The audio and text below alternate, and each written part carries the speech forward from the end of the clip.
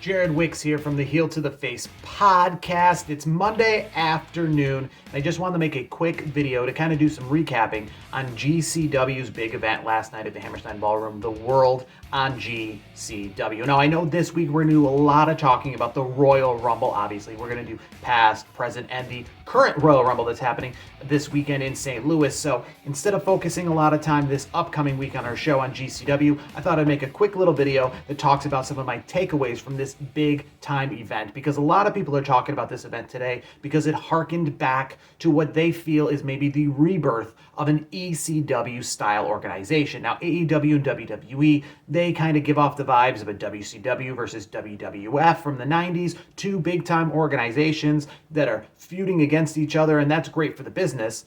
And ECW was good for the business as a third and smaller entity at the time. And a lot of people have asked, do we have a third and smaller entity? Impact Wrestling kind of sometimes feels like that. At one time, they tried to be the second biggest company in the United States of America.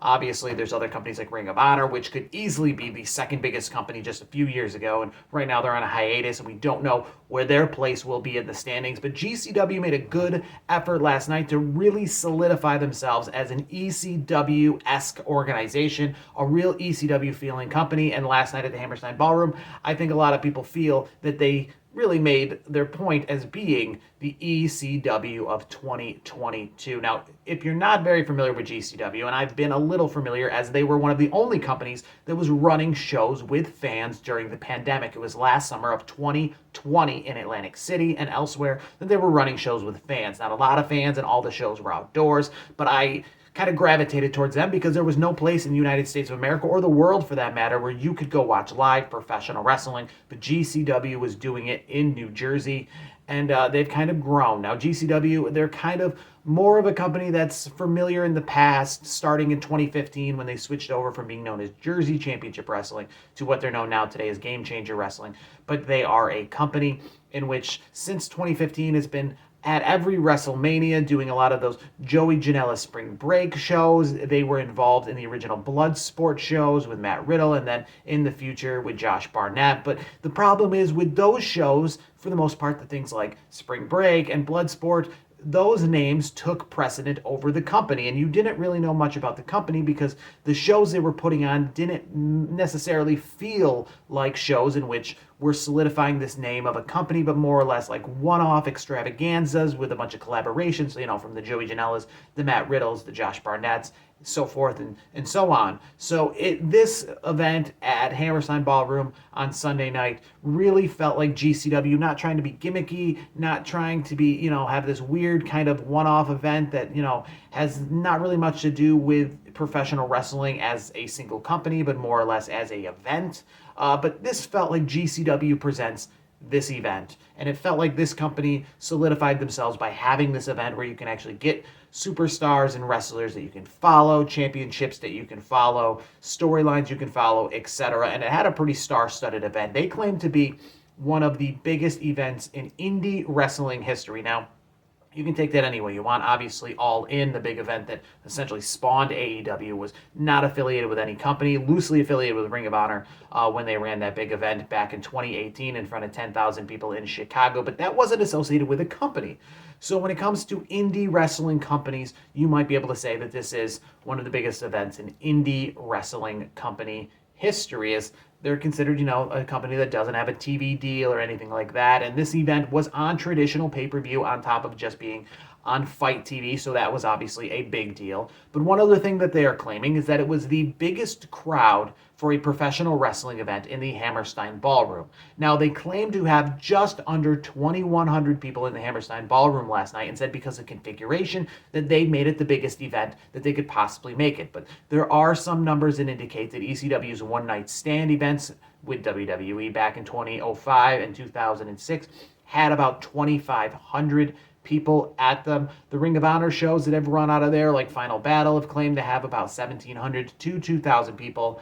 And ECW claims to have had over 2,500 people back at some of their shows like Massacre on 34th Street, as well as Guilty as Charged, which were held at the Hammerstein Ballroom back in 2000 and 2001. So the claim that it's the largest crowd ever for a professional wrestling event at the Hammerstein Ballroom. Well, some of those claims seem to be deemed untrue, depending on whether it's the largest crowd or the largest paid crowd. I guess, I think all the crowds are considered paid crowds at that place because there's not really any room for comps. And most of those events are sold out pretty close to the time they go on sale. That's why they're one of the toughest tickets to have. That's why I think after watching last night's event, it kind of really put down the effort that Hammerstein Ballroom is on my bucket list. I've never gone to a professional wrestling show at the Hammerstein Ballroom. And after watching last night's show, it really showed that not just do I want to go there, but it would be great if it was another GCW event, because it might only be GCW, which can put on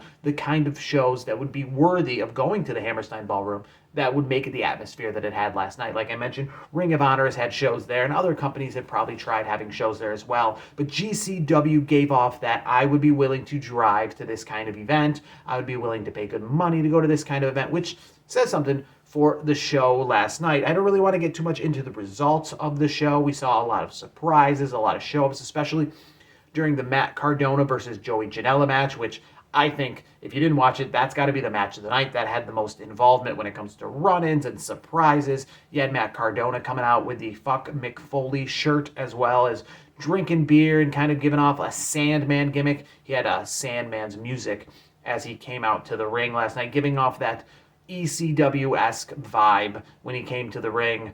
He even wore a shirt that said, "If Matt Cardona wins, we riot." Somebody else had a banner in the crowd that says, "If Matt Cardona wins, we riot," harkening back to the "If John Cena wins, we riot" from ECW One Night Stand 2006. So that was really cool to see. The match itself was really good. It had a lot of run-ins. It had a lot of involvements from the Hornswoggles of the world. Even Virgil came out, coming out in a Vince McMahon mask. X-Pac came out during that match as well. So a lot of run-ins, a lot of people involved. But that was probably the match of the night. At the end, it was WWE's Kurt Hawkins, or better known as Brian Myers, throughout the rest of the world outside of WWE, who got involved and helped Matt Cardona pick up the victory in that match that lasted, it was about 20 minutes, so the longest match of the night.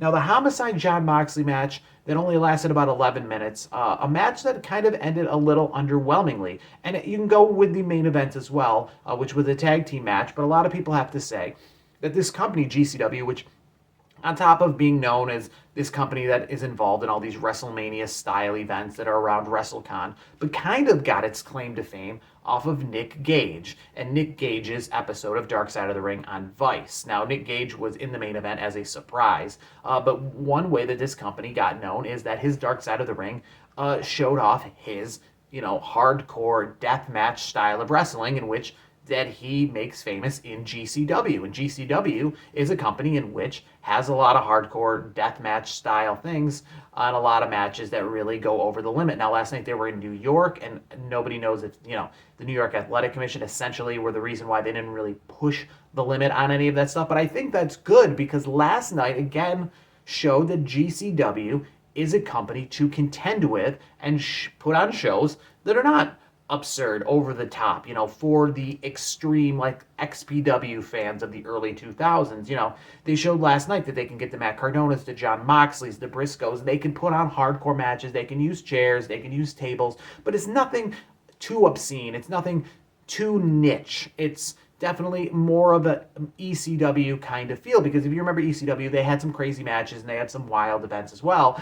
But for the most part, they didn't just go all out that every single time. It didn't just look like backyard wrestling. It didn't just look like no matches with storylines, light tubes left and right, fire left and right. They kind of saved some of that stuff for important feuds and sprinkled it in there, but for the most part had a decent show. And that's what GCW did last night. Now, again, whether that was because of the New York State Athletic Commission or was because they put the show on that way, I'm not exactly too sure. New York State Athletic Commission could probably be one of the more symbolic reasons why it didn't get too hardcore, but probably for the better for GCW, because like I said, it kind of showed them to a mainstream audience, as well as not turning any of the mainstream audience off that watched the show. I found it a little unique that you can tell they're an independent wrestling company for the fact that they were using some copyrighted things throughout the show.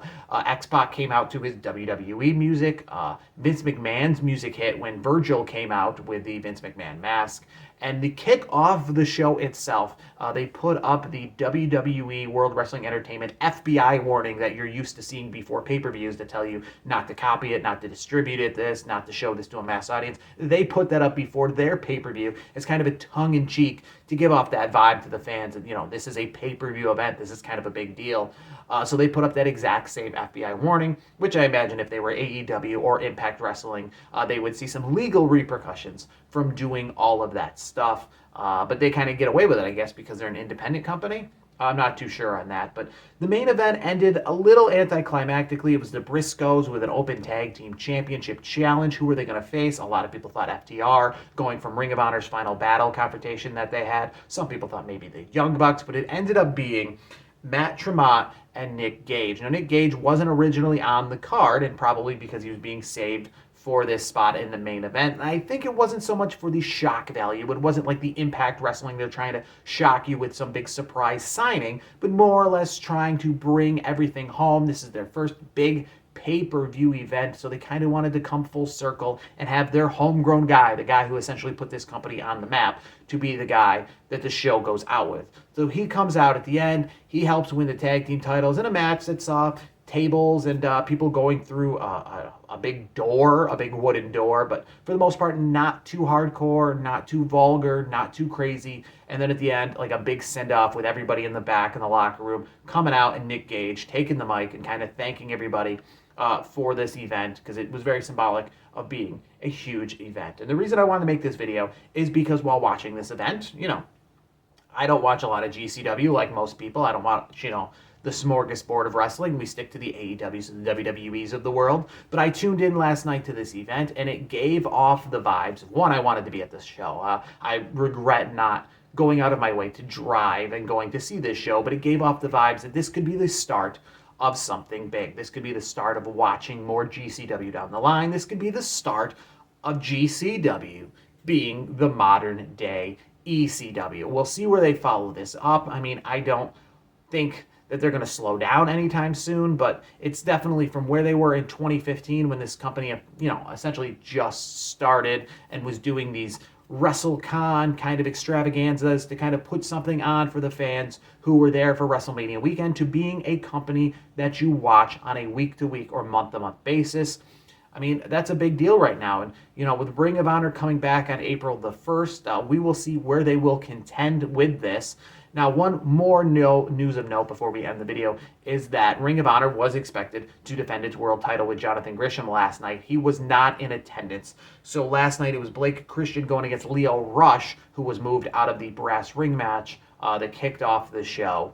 And then it being Leo Rush versus Blake Christian. And Blake Christian picked up the win on Leo Rush. Who knows if he would have picked up the win on Jonathan Gresham. That match didn't happen. But overall, a decent show, an entertaining show. All the matches kind of had something different. The women's match between Allie Katch and Ruby Soho was entertaining in its own right. Had a great vignette before the match. The six-man tag team match had some cool spots. I liked the spot where everybody in the six-man tag got on the other person's shoulders. That was unique to see. So every match had something for everyone. And if you haven't watched this event, I'd say go back and watch it, because, there is those times where people say that this could be the event. Obviously, All In. That was the event that led to AEW, and now a secondary wrestling company we have behind WWE in this world. Who would ever thought we would have saw that? And I think this event could potentially be the one we look at where GCW is officially put on the map as North America's third biggest wrestling company. This week on the show, formally, we're going to talk pretty much mostly Royal Rumble, maybe touch on this for 5 seconds. But make sure to stay tuned. We're going to talk a lot of Royal Rumble this week. I'm going to be in the Royal Rumble. At the Royal Rumble. I will not be in the Royal Rumble, but I will be in St. Louis for the Royal Rumble this upcoming week. So we will talk Royal Rumble and more so stay tuned to more of our videos. But thanks for tuning in. Subscribe. And as always, thanks for watching Heel to the Face content.